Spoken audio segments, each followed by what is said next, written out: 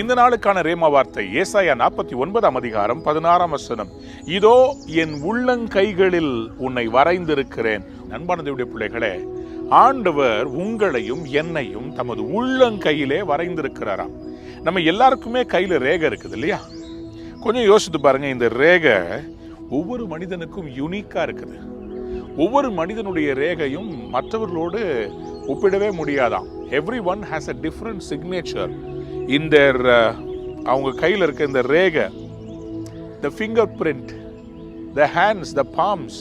அன்பானவருடைய பிள்ளைகளை, ஆண்டவருடைய வேதம் சொல்கிறது என் உள்ளங்கையில் அப்படின்னா இந்த சென்டர்ல விரல் நுனியில. நம்மகிட்ட பயோமெட்ரிக் எடுக்கும் போது நம்முடைய விரல் நுனிகளை தான் யூஸ் பண்ணுவாங்களே தவிர நம்முடைய உள்ளங்கையை யூஸ் பண்ண மாட்டாங்க. உள்ளங்கை ரொம்ப பாதுகாக்கப்பட்ட இடம். உள்ளங்கையில நம்ம யாரையும் தொட விட மாட்டோம். உள்ளங்கையில யாரையும் நம்ம சேர்க்க விட மாட்டோம். உள்ளங்கையில ரொம்ப ஹார்டான பகுதியோ ஒரு கூர்மையான காரியமோ அல்லது சூடான காரியத்தை உள்ளங்கையில வைக்க மாட்டோம். ரொம்ப சென்சிட்டிவான பாட்டு. அப்ப ஆண்டவர் இன்னைக்கு உங்களை என்னையை பார்த்து சொல்றாரு, நீ எவ்வளவு விலையேற பெற்றவனா இருக்கிறா, உன்னை நான் என்னுடைய சென்சிட்டிவான என் உள்ளங்கையினுடைய சென்டர்ல நான் வச்சுக்கிட்டு இருக்கிறேன். சென்டர்ல உங்களை வச்சுட்டு சொல்றாரு, உங்களை சுத்தி இருக்கிற மதில்கள் எல்லாம் எனக்கு தெரியும்ன்றாரு. அப்படின்னா என்ன அர்த்தம்னா, நான் எல்லாத்தையும் என் கண்ட்ரோலுக்குள்ள வச்சிருக்கிறேன். பாவம் வாழ்க்கைய என் கைக்குள்ள வச்சிருக்கிறேன். நீ கவலைப்படாத, உன் பிரச்சனைகளை நான் பாத்துக்கிறேன்னு சொல்றாரு. இன்றைக்கு உன்னுடைய பிரச்சனைகள் எனக்கு முன்பாக இருக்குது, உன்னை என் உள்ளங்கையில வச்சிருக்கிறேன்னு கடவுள் சொல்றாருங்க.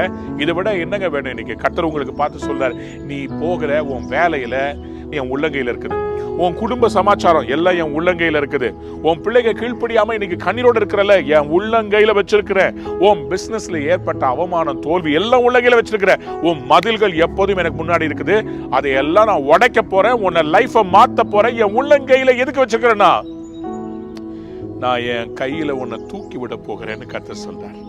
உள்ளங்கைதுங்க. இங்க பாருங்களேன், உள்ளங்கையில இருக்கிறீங்க. இன்னைக்கு தாழ்வான நிலையில இருக்கிறீங்க. கடவுள் சீக்கிரமா உங்களை உயர்த்த போறாரு. நீ ஏற்ற காலத்தில் உயர்த்தும்படி அவருடைய பலத்த கரத்துக்குள்ள அடங்கிருங்கன்னு சொன்னார்ல, அவருடைய கைக்குள்ள இருக்கிறீங்க. கடவுள் உங்களை தூக்கி விட போறாருங்க. அவருடைய உள்ளங்கை உங்களை தூக்கி விடும், உங்களை ஆசீர்வாதமாக்கும். நீங்க நன்றா இருப்பீர்கள்.